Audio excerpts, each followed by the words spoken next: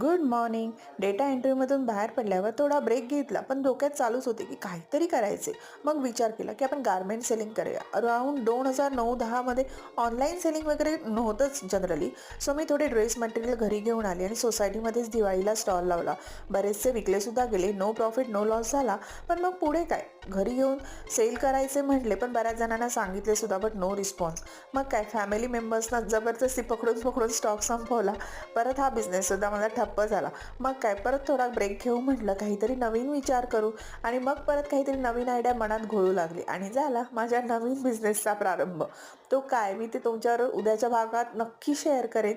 तुमच्या बाबतीत काही असे कधी होते का, ते मला नक्की कमेंटमध्ये शेअर करून सांगा.